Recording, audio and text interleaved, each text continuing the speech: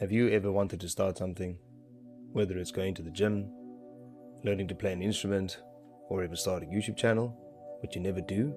Or maybe you do manage to start, but after a few days you end up quitting. If this is you, you're not alone. In this video, I'm going to break down exactly why it is so hard to start, and then I'm going to give you practical tips on how to make it easier and, more importantly, stay consistent.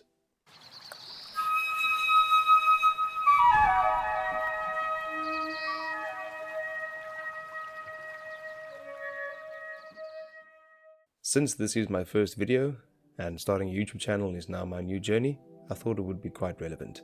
So make sure you have a pen and paper and let's jump right into it. The first reason why you don't start is because you're relying on willpower. It's important to know that willpower and motivation is a limited resource. It's like a battery that runs out throughout the day. If you rely on willpower alone, you will start strong, but you will not be consistent with it at all. So, my first tip, find your whys. What do I mean by this? If your goal is going to the gym and losing weight or getting fit or getting into shape, write down a list of reasons why. Now, just an add-on to this, there's a difference between weak whys and strong whys.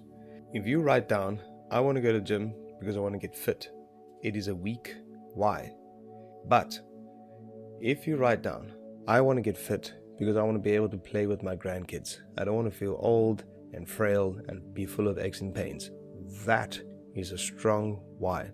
When you create a list of strong whys, you will be filled with motivation and you will be bigger than your excuses. So write down your list and stick it somewhere where you can see, so you can see it every day and remind yourself of why you set out to do this goal. Number 2. Making a mountain out of a molehill. Especially if your new goal is something you've never done before, it can be quite daunting and it can feel quite overwhelming. When you end up creating the mountain out of the molehill, it feels almost impossible. Then doubt creeps in. You start wondering, can you even do it? Do you have what it takes? So, practical step number 2, start off small. Focus on the little things that you can do. Your main focus should be gaining momentum. Once you start gaining momentum and you start getting into the groove, it becomes easier. So focus on what are the small steps, easy steps that I can take in the meantime that will compound over time and will make it easier for me. Number 3, striving for excellence. I've heard it many times, I've said it myself as well. You want to start off perfect. It doesn't work like that.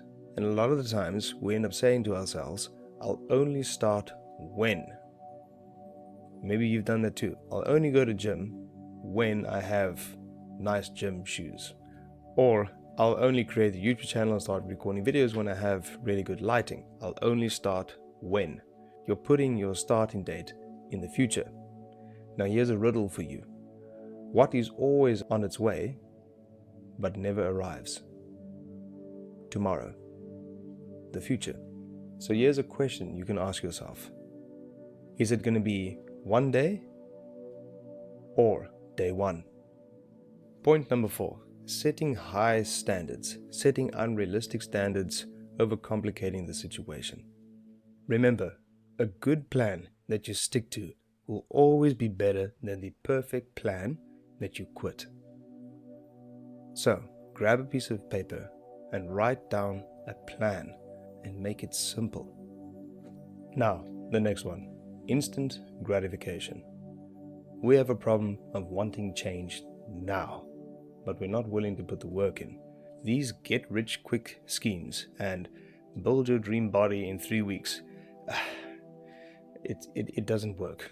Why I say it doesn't work? If you sign up for a program that says build your dream body in 6 weeks, it's probably going to be extremely difficult. The workout is going to be extremely hard. The diet is going to be so restrictive, it's going to suck. And the chances of you sticking to something so complicated is going to be very, very slim.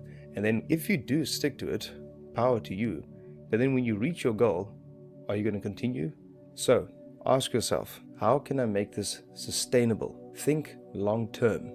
Because if you're fixated on instant gratification, you're on the hunt for your goal.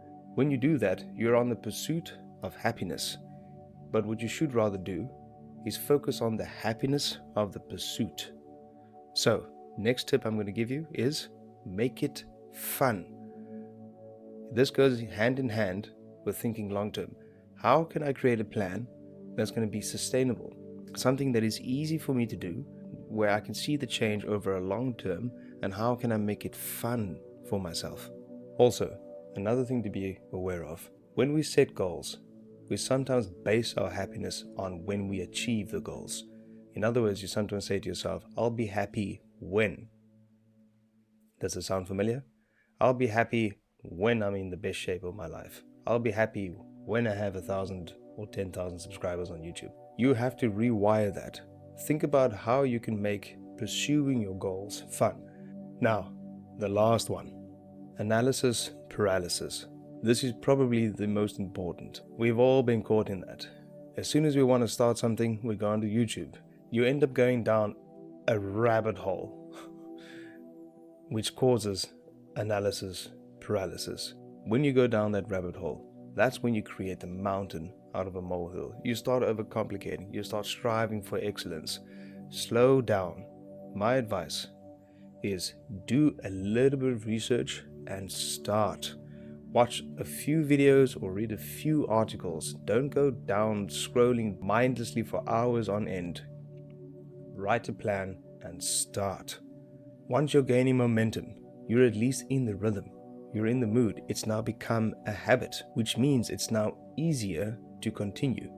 You can always adjust your routine or adjust your plan as you're going along. So, I hope this video has been helpful. These are tips and tricks that has personally helped me a lot. I'm curious. Use the comment section below and write out what are your goals. What is it that you want to do that you've never got around to doing, or something you've tried a few times and have always ended up quitting? If you found this useful, you know what to do. Like, share, subscribe, all those beautiful things, and stay tuned.